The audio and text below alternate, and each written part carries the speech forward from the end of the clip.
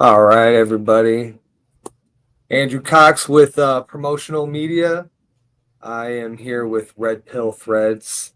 Um, if we could maybe give a quick introduction. I'm actually I didn't know if you were gonna show face, per se. Just didn't know. So I don't know how anonymous you want to stay, but if we can even get a first name, that'd be great. If not, Sure. Red Pill's fine. No, that's just the name of the company. My name's Garrett. Yeah. Anonymity is not really important as far as what I do goes.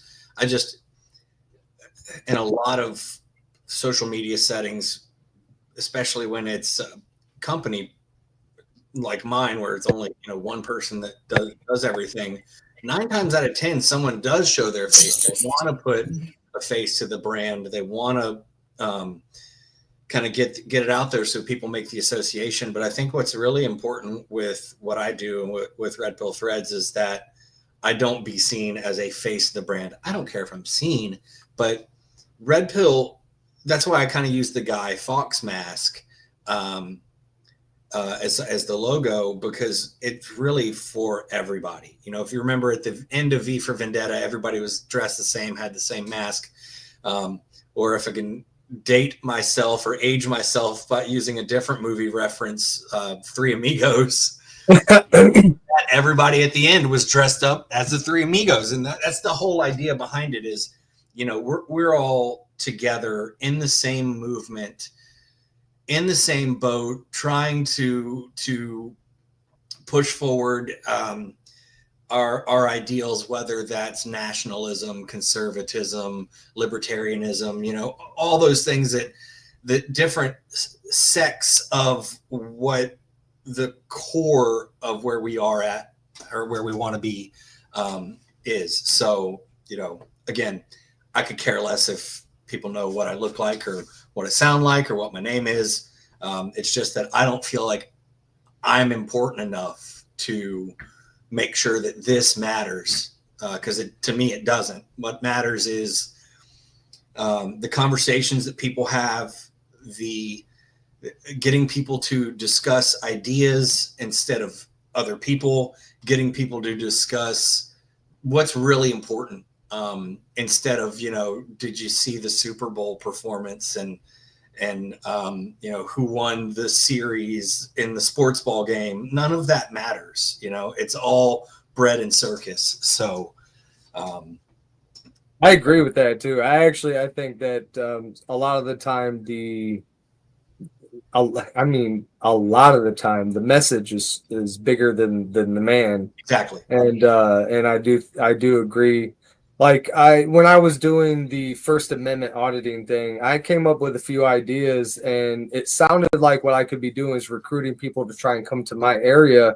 But what I said is, let's start on the other side. Actually, my idea, I thought that what we should be doing is like mass audits, and I think that if we started all the way to the East Coast or all the way to the West, West Coast, and then just worked our way to the other side of the country. Mm-hmm. I believe as we go state to state, city to city, that they would have started to see that we're coming. They would know, and eventually we would start, our message would start reaching them before we would. Yeah, it's like a wave. And yeah, exactly. And so my whole thing was like, look, we don't even have to start here. I don't even care. Take my idea, go and do it. I want more people to do this to show that we, the people, are the ones in charge. Because I do believe that we forgot a little bit about that. But Well, people like us didn't forget. It's everybody stopped caring. That's the problem. Okay, sure. We, Sure. you've even got like your sheepdog groups on Facebook or something, or these people that are like, it's my job to protect the flock. That's all well and good, but most of you people are fast food eating, obese. You don't go to the gun range and train. Everything's just tactical for you. I like that. The idea of being part of something is all you're interested in. Actually getting down and doing the work, you can't do that. You don't. It burns calories, and you don't want to do that. And it gets your clothes dirty. You Right. don't want to get in the mud, man. So, you know, I understand what I do is only really art, but Good art. it, It's it good well, art. it's getting it. At least I'm getting my hands dirty. I'm getting out there. I put what I believe in on the forefront. Someone made a comment the other day when they had purchased a shirt from me, and they said, "Why don't you put the designs on the back? Stuff on the front is so teenager. It's so high school." And I'm like, well, a lot of the designs I make, they're pretty bold, and I'd rather somebody look me dead in the eye and see what I'm wearing. And if they want to have a discussion about it, I'm gonna lock them Here eye we to go. eye. I'm not gonna wear it on my Yes. back. I think that's yeah, dude. I 100% agree that your statements are bold, and I don't think I can find one that I disagree with at all. And that's And the point behind red pill is, I mean, that's why I named it what I named it. You know, red pilling is truth bombing. You know, of course, yeah, that idea has been stolen and twisted to, you know, oh, it's about, you know, the truth about women, or it's about this, it's about, it's just and descriptive truth. yeah, Period. exactly. And Yeah, so period. pretty much every single design, even though some of the stuff I do is funny and it's tongue in cheek and it's meant to be taken with a little bit of a grain of salt, for the most part, everything I design is rooted in truth.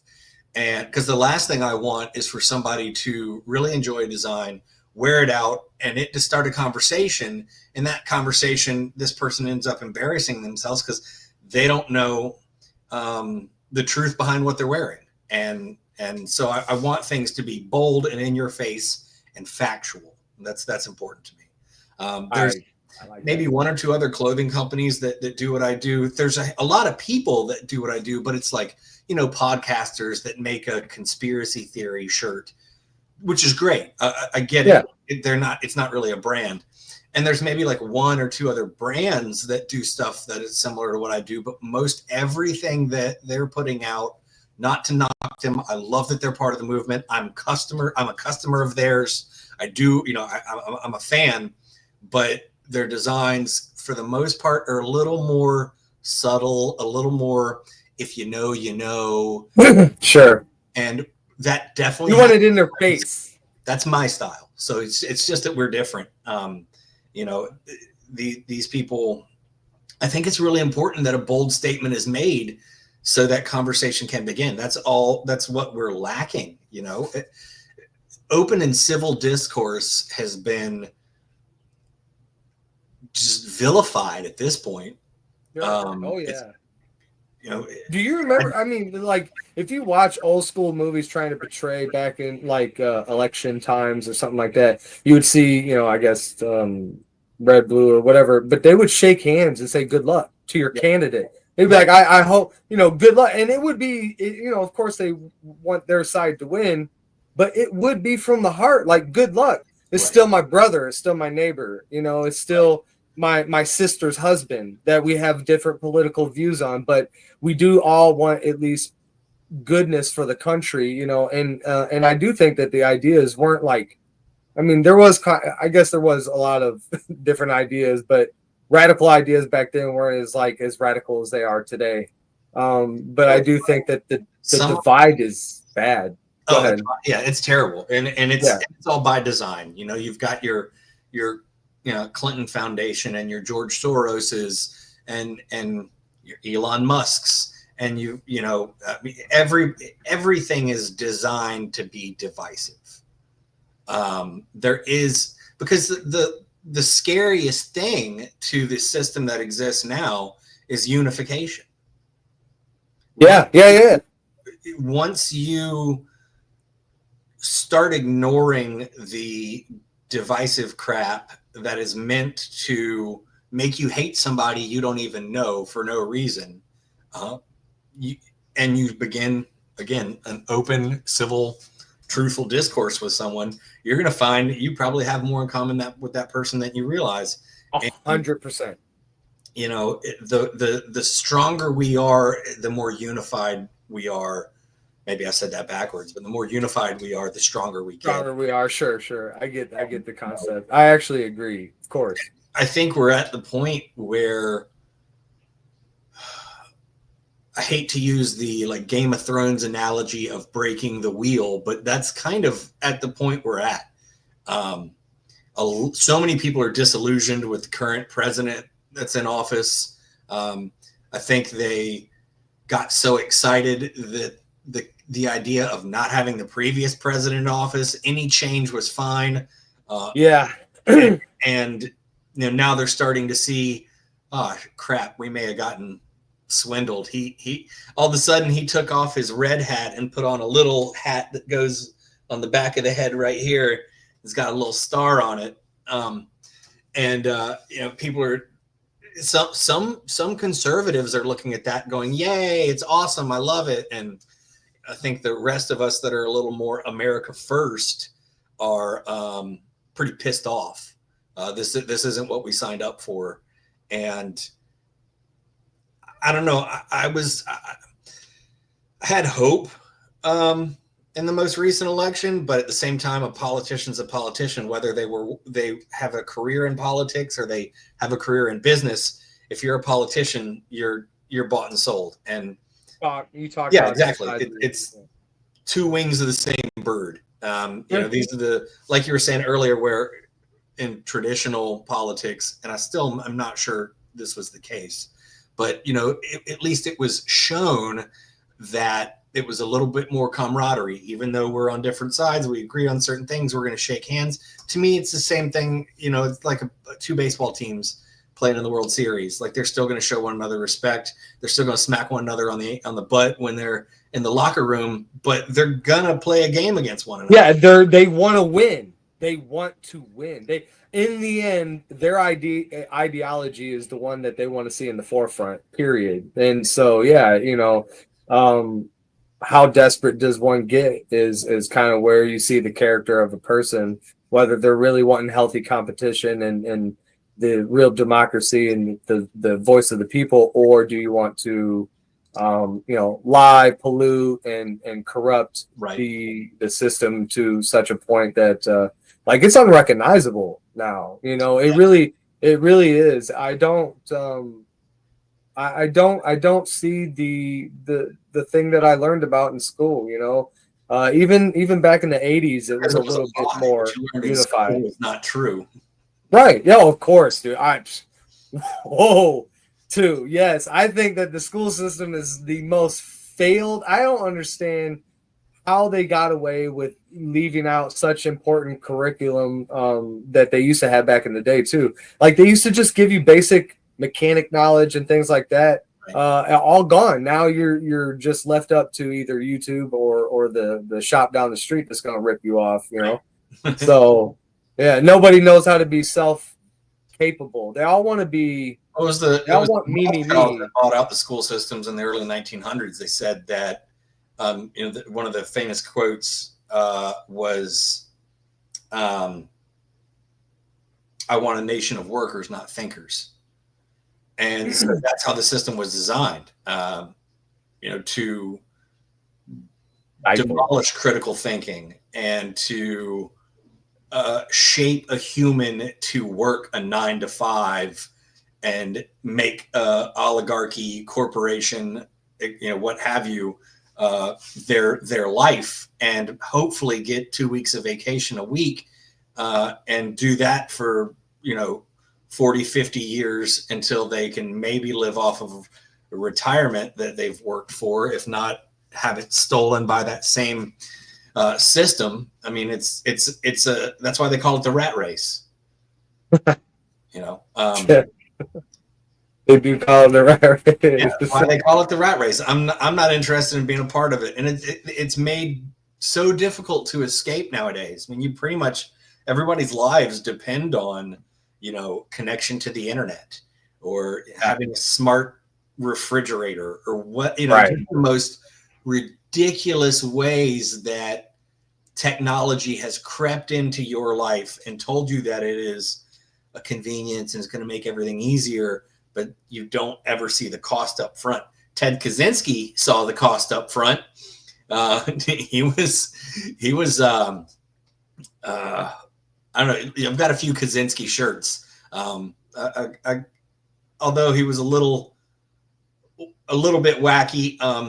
You know, a lot of what he had to say about the writing that was on the wall, and you know, and this was in the mid and late '80s. Well, even before that, but what he had to say came out about then. You know, that's the place we're at now.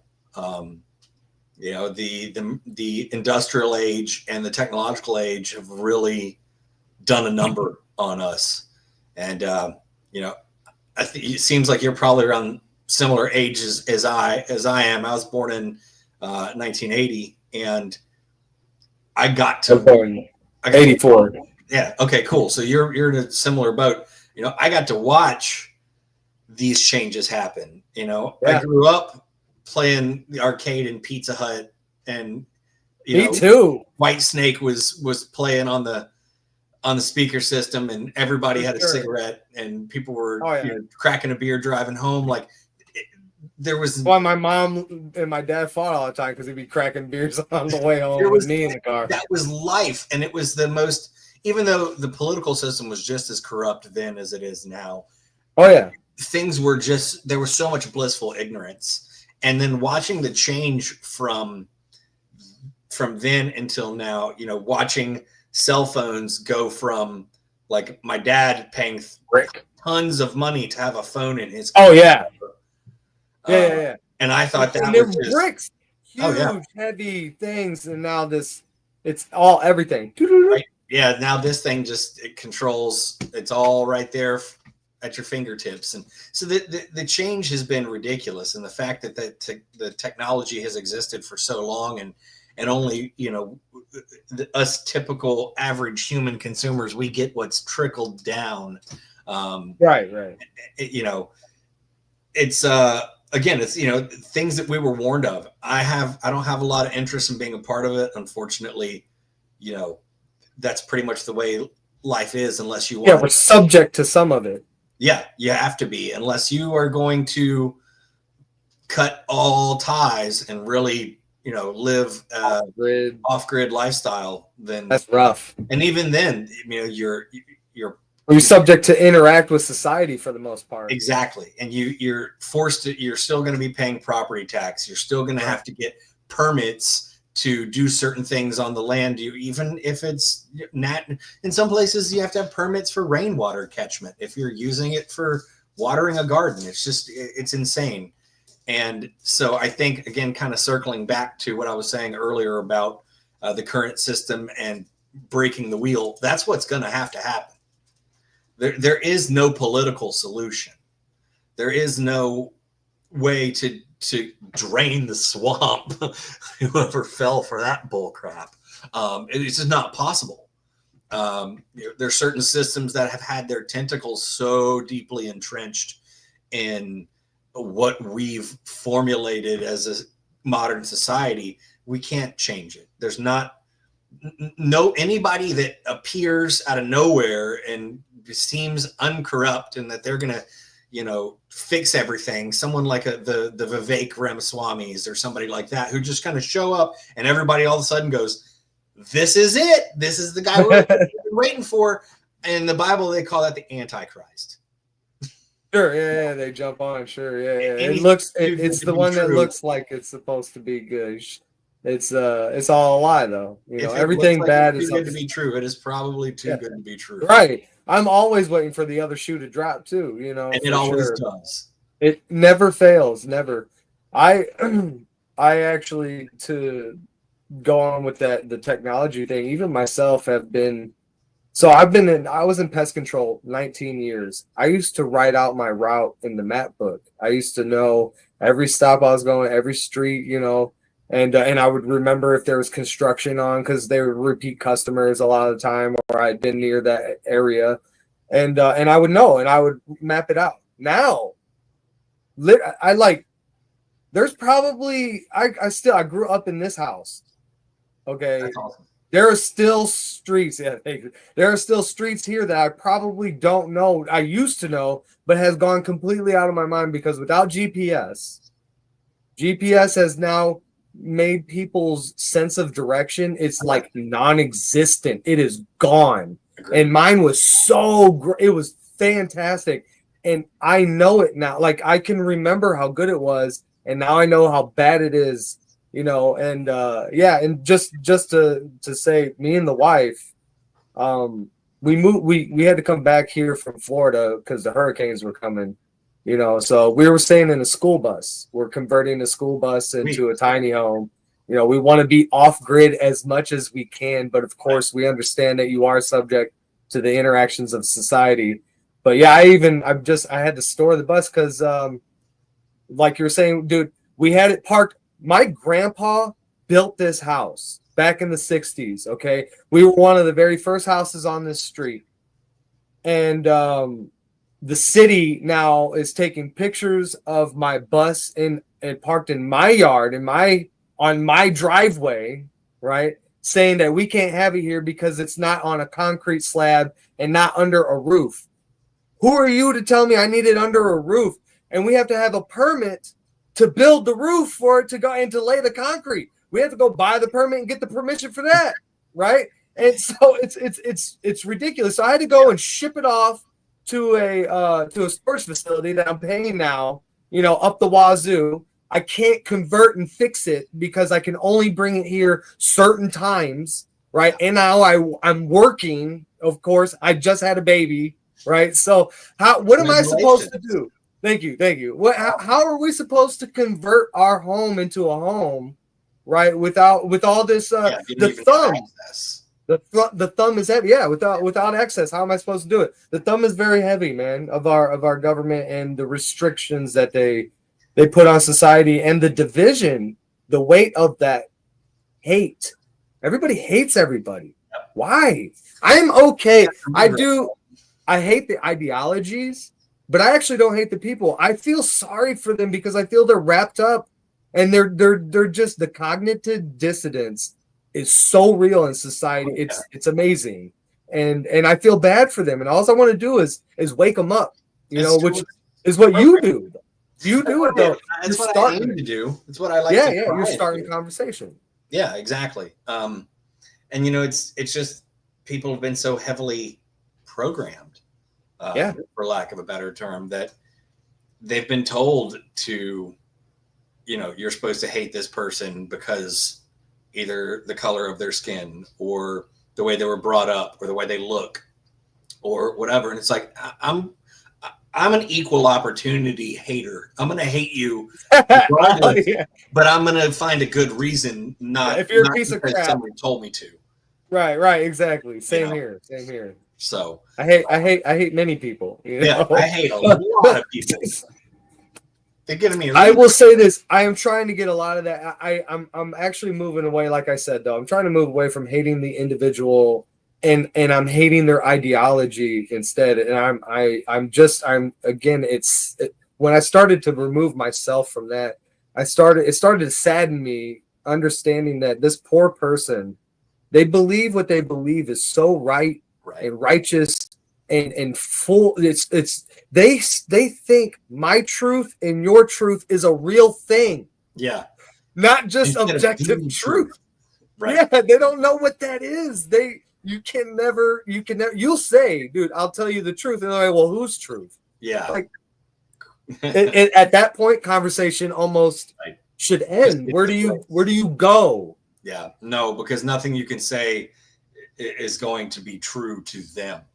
Right, but they'll agree with your truth. But you'll get them agreeing, and you'll have a conversation, and they'll start agreeing, and then you're like, yeah, but do you agree? Well, I agree that you can believe that, but no, I don't agree. That's your truth. I don't agree that it's true.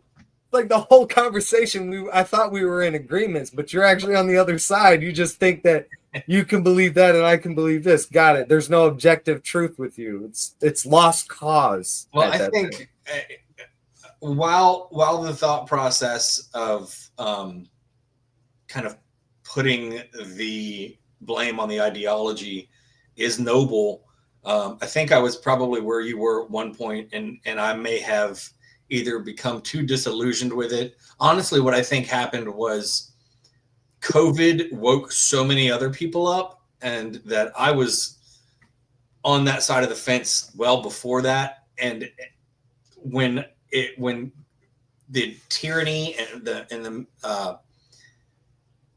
all the bullshit that happened with COVID came along, and to watch so many people fold and so many people cave out of fear, I didn't have time for that shit anymore. I just, that's when I was like, okay, there are certain people that are just not savable. Like, I can't waste my time on those people.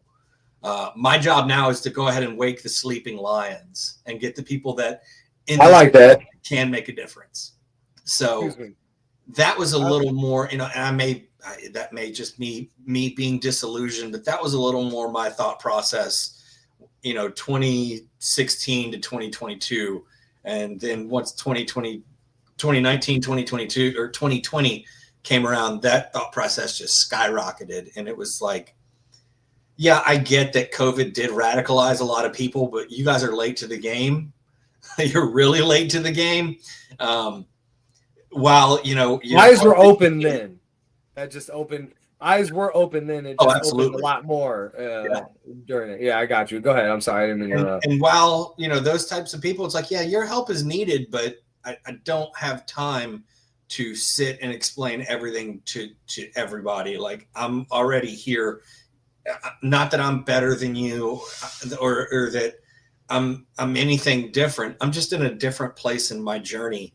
And, you know, again, getting discussions, you know, through art and having important open discourse. Like, I'll talk to anybody. I'll sit and have a discussion with you. If you've got a question about what I'm wearing or my thought process, I will talk to you, but I'm not going to waste my life trying to convince you to think the way I think. I'm going to give you the tools. I'm going to give you the resources. I'm going to point you in the right direction. You got to do the work. It's not my job to do it for you. It would be like this. So you got people, we'll say even I'm in this category possibly. You got the people who want to kind of focus on the at this stage, I would even almost classify them as a lost cause, as in it just would take so much time to actually wake you up, to start waking you up. Like, you have a beginning process where you have to at least open your eyes, then you can wake up. So it's like their eyes are closed, and then you get the person that opens them, and then they're in that state. You want to address the people whose eyes are already open and are yearning to wake up. Right. That would be the category you're at. And then the other people are trying to open the eyes, you know. And I think I think both are very, very valid and necessary in society. It's just when you are at one point, I can't jump to yours right now, actually, because I actually don't have the experience on as far as that. Like, you know, it seems you know a lot more than me on that. Your finger's a little more on the pulse than I am. I'm one of the ones that are awake. I'm probably a little bit more awake than some, but yeah, I'm trying to get to the people that, like, hey man, open your eyes just a bit, dude. Look at these individuals that I'm watching, and I'm telling you, the things that you're gonna learn it's gonna blow you away, you know. So yeah, I actually I agree. You're not better than anybody, but I do think that you are in a different position. It's just different position. Yeah. And very much needed.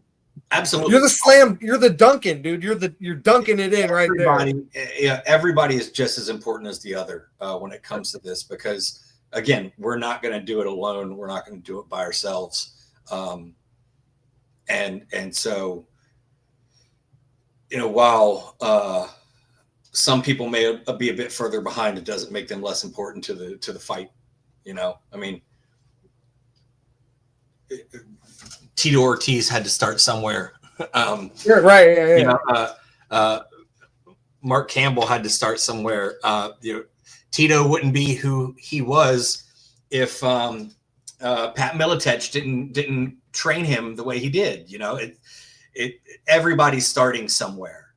So some are restarting, and some have to restart. I think I would actually put Pat in that category. I'm a big fan of Pat. I've spoken with him many times, and you know, not to put anybody's dirty business out there, but you know, he said this publicly. But you know, he just started celebrating, I think, his 17-month sober, And he Awesome. he had to battle some demons for a long time, even though during that time he was one of the most prolific. Like, dude was out there putting his beliefs out there, no shame in anything that we need more of that.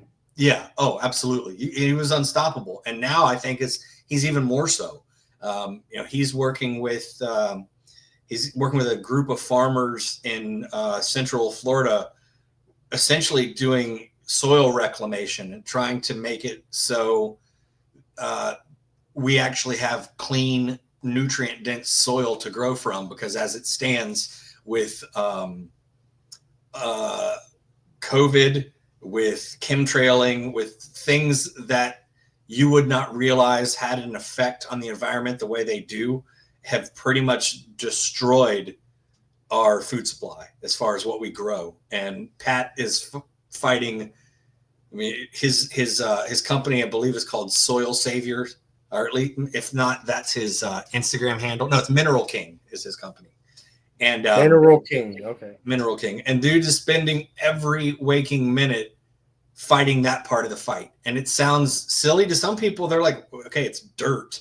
What's that? Are we talking about the high amounts of aluminum in our soil? And buried, is one of the things. Yes. And so a lot of what he's doing, which is real, just by the way, that's absolutely not like that's so real. Go talk to farmers and see. It's not even, you could have talked to farmers 20 years ago and they'd have said something. Sure.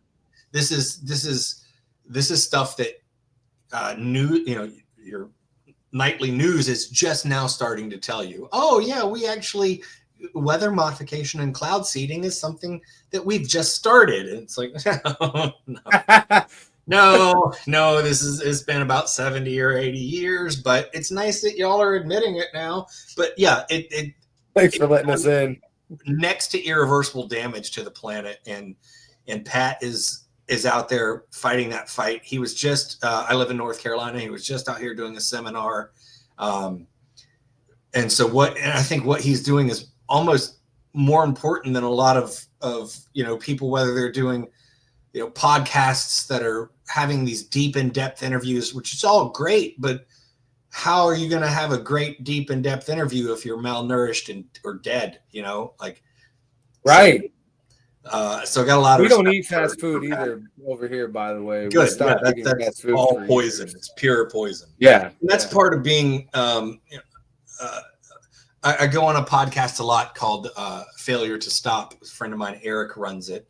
And most of the time we end up talking about health, diet, nutrition, etc., as being a massive part of being red pilled. Because just as we were talking about the education system and how that's designed to just keep its foot on your face and keep you down, it's the same thing with the food system right now. And yeah, we've got RFK who's going, oh, I'm going to ban these dyes and I'm going to ban these additives by 2027 or what. That's all well and good. I get it. You used to be an attorney and now you're a politician. I hope you're right. But again, when you talk about the people with the little hats, RFK always folds when you press him. Several interviews I've seen him pressed about that topic and he always folds. So to me, and apparently my dog agrees, it's just, it's just another politician that I've got hope more so with RFK than anyone. But when you're having somebody who's bringing these issues to the forefront, who's saying, look how food dyes, preservatives, and additives, all the chemicals we're putting in them, we're going to start doing studies on how it relates to autism. And it's like, man, this is what we were talking about 15 years ago. Yeah, I actually remember going into it. Yeah, what the... And it's all thanks for catching up. Design. When you and I were kids and we were eating McDonald's, those were tallow fries. The burgers were fried in tallow, if not stove cooktop. There was no vegetable oil or no seed oils, none of that, and it tasted so much different. Oh yeah, way better. Amazing for you. It was real food. Yeah. And now greasy. It's poison. Yeah. Now it's greasy poison. Then it was greasy goodness. Right. Exactly. Right. And I think that's a critical part of waking up or getting red pilled, is understanding that you've been lied to about like learning that the food pyramid was a marketing scheme. Oh yeah. Oh man, I just had seen. Was it that uh, Food Inc. documentary? Were they Yeah. talking about that Yeah. on there? Yeah, I think I saw the first when they first did it like a couple of years ago. I thought they have done more episodes since then. I went Yes. to watch that. It was I dude, that was I think one of the reasons why I was done with fast food. Right. Like done.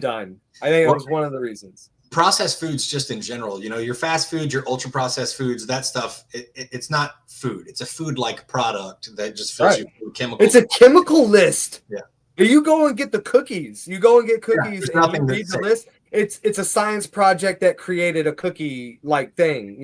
It's Well, not flour, egg and baking soda or whatever and powder, and vanilla extract, chocolate chips. Boom. Right. There's a cookie, right?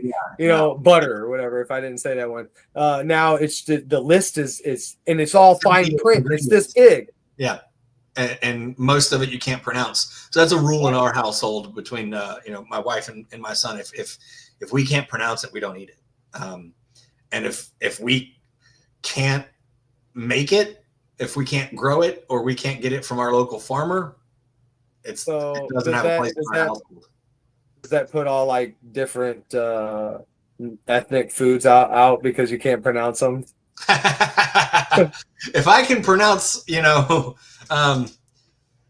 Kung Pao chicken, right? You're like, make you're it. like two Morocco. Nah, we can't eat this. That ain't. Yeah, no, yeah, we haven't really tried that one yet. We haven't gone through a list of stuff that we can't pronounce just because we're not cultured enough. Yeah, I was just kidding. But why not? But yeah, I mean, again, I think it's a really big part of detaching from being just another rat in the rat race. Taking care of your body, watching what you eat, making sure the stuff that you put in your body is allowing you to perform at your most optimal. Real energy. I think the brand really attracts a lot of people in MMA. I was not, I've trained in Krav before, and I do train, but I don't fight. But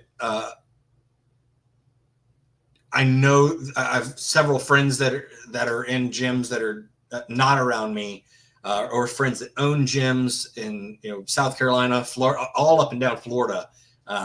Fighters that I sponsor, that the thought process is all the same, and I think that's why the brand is so strong with the MMA community, because MMA is filled with healthy alpha males who aren't going to tolerate your bullshit. No, at least not the ones I know. Exactly. So it's like, even pro, amateur, I don't care if it's your first fight camp or your third fight, whatever, the community there is so strong because the belief system is so similar. And there's a fighter that I work with named Mikey Conlon, who's in Orlando, and he's got his fourth pro. He's 3-0, and he's got his fourth pro coming up, I think, in 4 to 6 weeks. And when Mikey and I first started working together, smart guy, very business minded, great fighter, great, strong Christian, great person to be around. Awesome. But he wasn't as awake as most people who are in his position. Once we had several deep conversations just about really what he's doing to his body during camp to optimize his performance. And since we've had these conversations, it takes him a whole lot more time. He's a single guy living on his own, but he cooks everything from scratch. He doesn't buy pretty much anything from the grocery store. No processed foods, none of that stuff. You know, basically raw milk and red meat, and you know, other things for nutrients that he needs. And the dude was already in an amazing shape. But we've had discussions as recently as like a month ago, and he was like, man, I didn't think my life would change. Like, I thought I was already as good as I could get. And this was insane. And the guy's in his mid to late 20s. So, you know, he's still got, you know, his testosterone strong. Yeah, dude, he's his hormones. Young buck. Yeah. Hero. Exactly. And he's like, dude, I did not realize how terrible I felt until I cleaned myself up like that. And that's crazy. So I think that's really, really cool. I love, even though I'm not a fighter, I love that I'm allowed in this way to be a part of the MMA community. And so we work with a lot of different fighters, whether they're, you know, there's a few, I don't know if you know Dustin Lampros. He also runs, he's Scrappy MMA on Instagram, but he also runs a Predator pedophile catching channel. PDF. Yeah, yes, that's just, sorry, yes. Yeah. PDF catcher. Yeah. I believe it's 563. Let me double check. I like those channels a lot. Where's my phone at? Oh, there it is. And it's 561 PC is the name of the channel. You can find it on YouTube or go to 561pc.com. Dustin's, you know, an amazing fighter, and in his spare time, or in the majority of his time, dude. Yeah. I didn't. Has it always been 561 PC? Was it always named that? Yeah, I believe so. Okay, yeah, I used to watch it all the time. Sure. Used to watch him. And great dude, and I love what he does, because, you know, that's another thing that I don't care who you are. Anti-PDF is across the board is the standard. Duh. I agree. And but so, these days, dude, you have to. It's so sad, man. It's so sad that, which I have said, the fact that that's even a line in the sand is insane. I know. I agree. I do. I'm like wish-washy with the terminology map. And the only reason why is because they turned it into a full sentence. If that's not, I don't think that sounds any better when you break it down what it stands for. I don't think it sounds any better. I think it sounds just as. It's because our language atrocious. Things have gotten so watered down. You know, in the era of political correctness in the 90s was like really when it got really bad. George Carlin has a really good bit about this, where he breaks down what is now referred to as PTSD. In World War I, it was shell shock. Oh, yeah. Oh, wow, it was. And he talks about every time they make the language a little bit lighter, a little more pleasant, a little more palatable, so that way when you say it, it doesn't have as much weight or damage or grit to it. And he called it the pussification. Yeah, I think I remember talking and about it. Big fan of Carlin. Yeah, me too. But that's exactly what it is. If you can make the language lighter and more palatable, then it takes the danger out of the word. Let me ask you a question about that. Just that specifically, the word, the PDF. You know, that is a very strong word, and it holds the stigma it deserves. You know, it should be more. For a person like us who 100%, there's no exceptions. It's all the way bad all the time. Does not the actual acronym, what it spells out, I guess I think I could say it for TOS, minor attracted person. Right. MAP. To somebody like me and you, that still is just as gut wrenching, is it not? Like, is it more palatable to you? Right. But to the average person, yes. Yeah, or the person that's like, they're synonymous. You can't separate the two words. Yeah, for us on that, Yeah. of course. But yeah, for them, something like that is, especially with the way that they're indoctrinated with, well, everybody has these things with them and afflictions, and it's just a desire as long as they don't act or That's whatever, why the you know, word their has been justifications. demonized. Yeah, Because they yeah, want you to use it. They want you to say maps instead. right. No. I won't either. I won't You- either, but I was wish-washy on at least. Like to me, it's just as disgusting. I I don't would find it any suggest more palatable. there's a documentary, I believe it's on YouTube. It was made in 1994. It's called Chicken Hawk. And it is about, essentially, it's about NAMBLA and the rise and growth of NAMBLA. Most people don't even know that NAMBLA was actually, it is actually a thing. They think it was a joke from South Park. That's the National Association of Man and Boy, or Boy Lovers. That's what that is. And I would suggest you watch Chicken Hawk. It's disturbing. On you said on YouTube? I believe you can find it on YouTube. It's a full movie. The full movie. But look for the one. It was made in 1994. But that, if you've got any sensitivity toward people that may have that affliction, that will help you extinguish it real quick.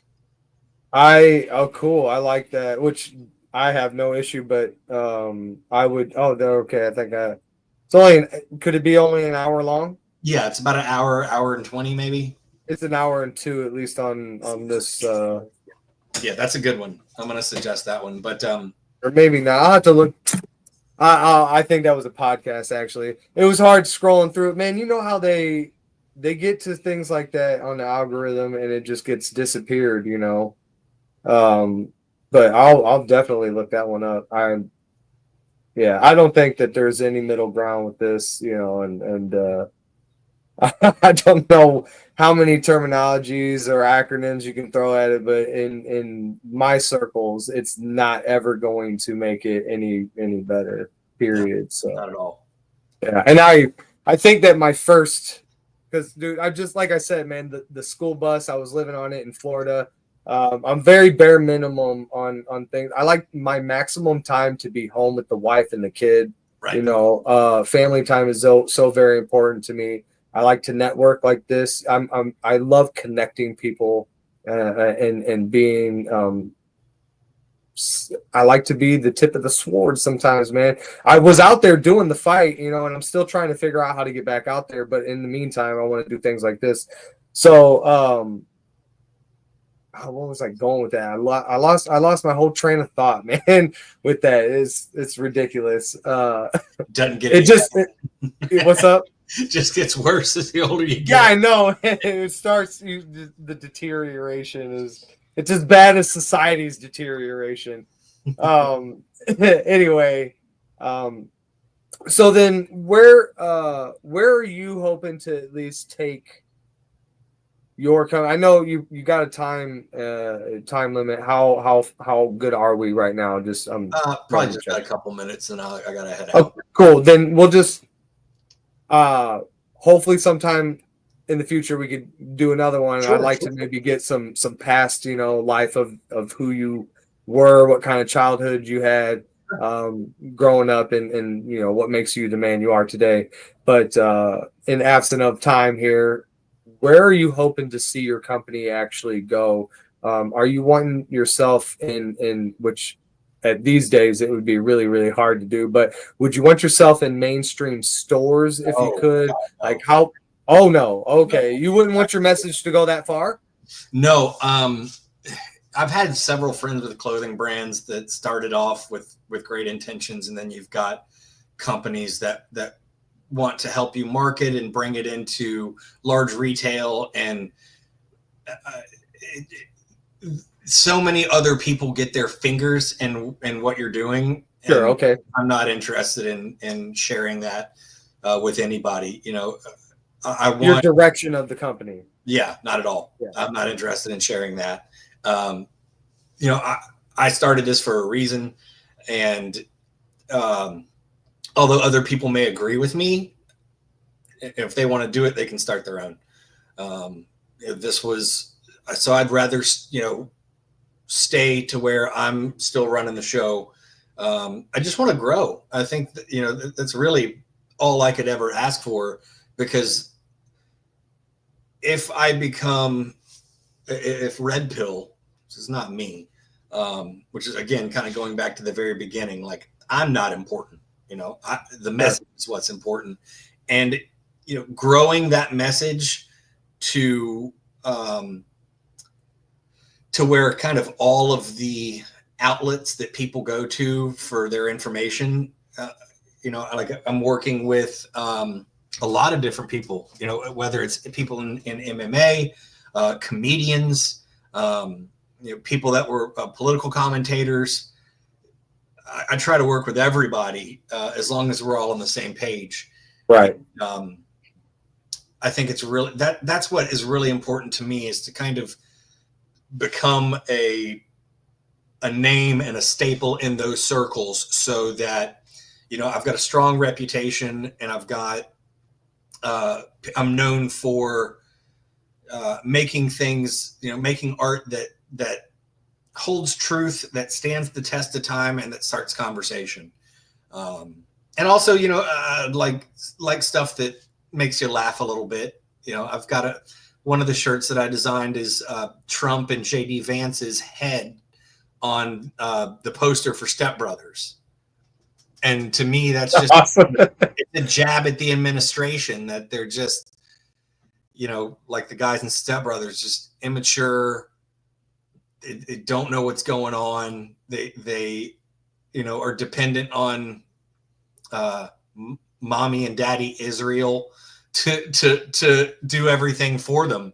And so, while there's truth in it, there's some humor, there's some tongue-in-cheek type stuff. So that's important to me. But to mainly just be seen as, a brand that represents the movement as a whole, and to take what everybody is thinking and putting it into art, putting it in front of their faces, and starting a conversation, so that we can keep waking people up and keep opening eyes.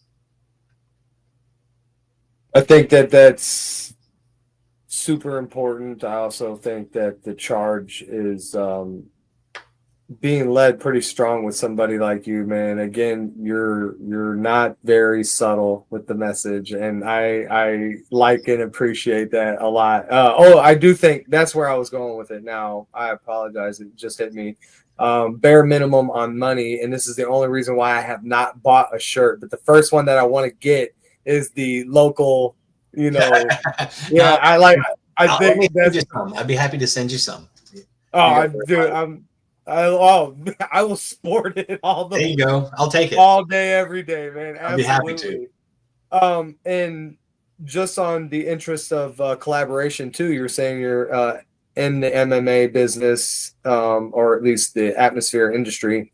Our company, I don't know if Vigilant and you, do you guys follow each other? Yes, I follow Vigilant. Oh, okay. I'll definitely be talking to. I think he might follow you. If not, he will. But he's Brandon is top tier of great men that I know for sure. But anyway, I would like to extend out publicly that if anybody that that is in the amateur, we're based out of Fort Myers is where we go. Tampa, Florida is where we're based out of. Brain fart. My friend has a gym in Tampa. Anybody ever wants an amateur fight, I can guarantee you we can get them in. And our belts, we're the best. So we were pro, but COVID killed it. Brandon, he was the first live sporting event, Vigilant MMA, the first live sporting event in America. On the restrictions when they were lifted because of DeSoto. He was the first one to lift it. He had that set up before it was lifted because he knew, he was like, I got faith that it's going to be. And because of that, he was the very first one to do it. Awesome. But yeah, it was very hard for him to keep the business alive. So he had to drop down. It's just basically money to get to the pro status again. So it's been hard to get past that threshold to get us back to pro, but we kept our same belt distributor or just the company that made our belts. So they're still pro, thick, like real metal, real leather, really nice belts. I think we are the best amateur belt in the industry. Okay. So yeah, anybody ever wants to fight, man, please you send them my way. Sure. And I'll put them to Brandon. Dude, done deal. I wanted to put that out. I couldn't not do it once you were talking about that. Like, oh, networking opportunity again. I know more fighters in Florida than probably any other state, you know. But awesome. I mean, I'm gonna just name drop, you know, just people I've worked with, or you know, Jake Shields has some of our stuff. I know one of Jake's teammates goes by King David. He's a fighter in Vegas. He also fights for Fight Circus. He got Sean Strickland some of our stuff. I haven't really worked directly with Jake or Sean yet, but I work with David. You know, going to the OG guys like Mark Coleman, and you can't mention MMA without Mark Coleman or Pat Militech. But you know, I've done work with them as well. King Bao before he left. I've had conversations with him too, actually, back and forth on Instagram. That he is a great man. Yeah. He's pointed me into some directions of. I had some questions and stuff, and he actually responded. Yep. And I couldn't get him. I don't think he followed me. I couldn't get him to follow me, but just the interaction, dude. I was super like starstruck. I was stoked. I thought he's an awesome man. He's a great guy. He's a really great guy. He's helped me out. I probably owe most of the success of Red Pill Threads to him. Oh yeah, I know he came out with that, dude. He's been tremendous in what he's done. He's a great man, yeah. And Go ahead, I'm sorry. People like I've got a fighter in Fort Lauderdale, Tyler Ray, you know, Mikey Conlon in Orlando, Alon Cruz in Tampa. Shout out to all of the Redemption MMA crew in Taylor's, South Carolina, Charleston, South Carolina. They've got some crazy dudes over there. Coach Nate has been super helpful with Red Pill Threads, and he's hooked me up with Wonder Boy, Stephen Wonder Boy Thompson, and a couple of guys that Wonder Boy trains. So, you know, just the opportunity to meet people like that, whether they're amateur, whether they're pro, whether they're, you know, somebody to Wonder Boy's caliber, or somebody, you know, like Alon, who's just, you know, killing it with his training, but not really fighting that much. But Alon's been in the UFC. Doesn't matter where you are. Like, you know, it's all this huge family. There's hundreds of thousands of fighters, but the community is just so small and tight knit. And, you know, I'm just honored to be a part of it in any way. You know, I think that's really where the future of this movement is, because you have to be a certain type of person to fight. Strong man that's willing to stand up and push against, you know, this society's, I mean, man, really it's just a social contagion, dude, you know. And I think that that's probably one of the biggest part of the cure right there is actually I think it's the cure is men standing up and doing the things that we need to do, you know. And that's it, period. That's what we need. I forgot, I hate to say, forget AJ Cunningham in Colorado. That's Bryce Mitchell. It's his cousin. AJ and Bryce are amazing people. Love AJ. He's a trip. I can't believe I forgot to mention AJ, so I got to shout out. No worries. But yeah, that's been part of the journey is MMA. But again, you know, working with like Gavin McGinnis, who runs Censored TV and hosts people like Elijah Schaefer and Leonardo Joni, Lily Gaddis, you know, Anthony Cumia. Like, I've been able to talk to or work with those people in some capacity as well, and it's awesome. I wouldn't have imagined myself in this position. And it all comes from the the message. ideology that's correct. You know, you had the balls to stand up and this is something that I say on like almost all the interviews. I talk about how people they speak with hollow words. They can't stand on them. You just see them start burying themselves with their own words. You know, if you're going to speak it out, if you're going to believe something, make it foundational where you can stand on the things that you say and the things that you believe. And if you're not the man to actually back up the things that come out of your mouth, you just keep your mouth shut. You know, just shut up. We don't need to hear it. You know, 100%. So yeah, I very much appreciate the very direct voice that you project out there, and I think that the industry that is taking hold of it is the right industry to start really pushing back on society and showing other young men. You know, we need young men, boys, to see this as well and be okay with being strong. We also need our daughters, our wives to understand that men need to be in a role of strength and leadership. They want to give us all the duties with none of the responsibility, or all the duties with none of the authority. Right. Like we have all the duties, all the responsibility, but none of the authority to back it up. And I think it falls on these beta males that want to placate to the feminist ideology because they think that, hey, you know what, I'm gonna get some if I you know just go along to get along. Let's go along to get some. Oh man, that's not how it's gonna be. Get yourself a nice, strong Christian woman that understands that. I don't know a stronger position than raising the future society to be the strong society that we need. That is a very. I watched my wife push my daughter out of her body with no drugs. Yeah. She just did it, and it was my other ones were C-section. I have never seen anything so amazing. It was beautiful, and the strength, that is where I saw woman's strength. They do have it there. It doesn't mean women are weak when people say that men are strong. You know, we need to be strong, and women need to know where they're strongest at. That's delegation. Delegate yourself in the position that is strongest for you. I don't know. Have my wife doing leg press her leg press PR. I was like, okay, I'll never piss her off. Right, she'll kick you in your head, dude. Knock that thing right off. Right, 3 of me on her leg press machine. Like, what? Yeah. Look, it's never. I would never make a claim to say that women are weak in any capacity. I would say 100% that men, in generalities, are stronger physically than women, and I just think that we are What's up? Until we get a cold.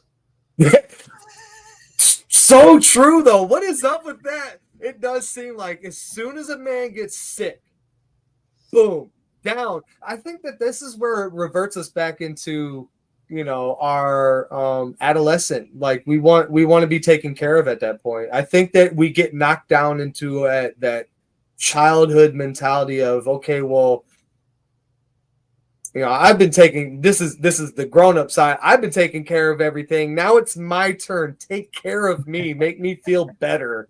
You know, I want to be held. I want soup made, right? I don't know. I actually it's hard for me to still stay laying down, but yeah, it does when I think maybe we don't get sick as often, and so when it hits us, you know, not sure. That's totally true though. Totally true. Crazy, isn't it? Yeah. All right, well, let me let you go on this. If we can, no, not if we can you please give us where we can find you? Yeah. And again, your name and you know, the channel name and stuff like that. Oh, thanks again, Andrew. I appreciate you having me on. If you want to shop the art I put, I do shirts, hoodies, tanks. I do women's tanks, a couple of mugs. That's pretty much kind of where the corner I've put myself in. I haven't really branched out anything else, but we put all the art on that stuff, and you can find us at redpillthreads.com. Pretty much any social site, if you search Red Pill Threads, you're going to find me. And we do donate 20% of our profits to rotating charities every month. I did not know that. Yeah, so I like to work with different charities. I prefer to try and work with smaller ones. There's a guy named Troy Ushofer who runs Change Unchained. It's a 25-acre tiny home ranch just on the edge of like Alabama, Florida, Alabama. And he takes in victims of human trafficking. It gives them a place to live, teaches them survival skills, teaches them how to live off the land, how to grow food, and just he and his wife really kind of rehab those people into back into society. That's one charity I love to work with. Another is React 19. It's a group of doctors that help people who have had adverse reactions to the COVID shot. To date, our government has only paid out $47,000 in total to 11 individuals who have gotten life-altering events that have happened to them from the COVID shot. I refuse to call it a vaccine. It's not. This is a group that steps in and just raises money. And they're they're doctors who see people who have developed lupus or any sort of myocarditis issues, inflammation issues, heart issues. They're out there doing the most. So I love working with them. Project Justice, Project Polaris. I could go on, but we kind of pick one charity every month that we donate to. One that we're working with right now, I'm working with Predator Poachers. I'm doing not necessarily donating profits this month, but I'm donating time. I'm handling building their merch site, doing all their merch for them on the back end and set up so they can start generating some income to help them. And they're traveling all over the United States. There's mainly three guys, and they're only home like 320 days out of the year. So they're out there kicking ass, and I got a lot of respect for them. So, but yeah, that's just part of what Red Pill Threads is. I think it'd be ridiculous for us to be able to profit without helping anybody else with things that are just really near and dear to my heart. So check us out, redpillthreads.com. Get yourself a hoodie, get yourself a shirt, get yourself a conversation piece, and start waking people up. Yeah. Do it. Let's go. You heard him. Get out there. Get it done. Let's do this. Let's get some change going, And I think the biggest change, like he had said, is conversation. This is the thing that we have lost in society completely. As soon as somebody has an opposing worldview, it's all of a sudden World War whatever. You just want to go off nuclear, and it's crazy. You're shut down. And I think that the beginning of change, excuse me, has to be open dialect. And I think that is a great way to start, is because everybody looks, when you say, I look at everybody's clothes that walk near me, and my face isn't in the phone. I'm still very much aware of when I'm walking. I got my head on a swivel all the time. Even if, I'll tell you what, if I'm looking at my phone, it's probably taking me a very long time to look at my phone, because I'm like doing this a lot more than looking at my phone, So just saying, clothes. You're making people like walking billboards. Yeah, it's the easiest walking conversation. Attention. Yeah, I think that's great space to be in, and very much appreciate your hard work. I very much appreciate your time here. Thank you for opening the beginning of a dialect between even us on this. And I hope that people come across this and understand that we just want better for all of us, for society. And I will say with confidence, our way's the right way. So just stop, just stop. Get on with the winning team. All right. Well, thank you one more time, man. And yeah, please, I'll DM you here in just a minute. Just get back and forth, man. But thanks, dude. Sure. Thank you. I appreciate it. Thank you very much. Thanks for having me on. Appreciate you. Yes, sir.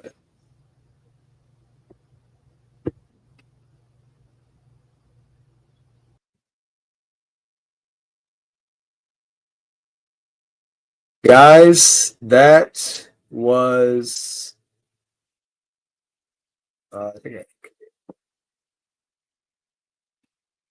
that was awesome. Great guy. I've actually had just like conversations on I've had conversations with him here and there on Instagram, and his views are so much aligned with mine. And excuse me, I loved his stuff, and um, he responded back. We started following. I was like, this guy is great. I didn't know much about him, so this is a cold interview. Had no idea what type of person I was gonna. Well, I guess I had an idea of what type of person I was gonna run into, but just didn't know where it was gonna go. And I think that I like this style. You know, you guys are with me in the beginning of it as we grow. You see that there's no really written down structured interview. I'm not going to say I'll never have a question written down, but I like it to be very organic.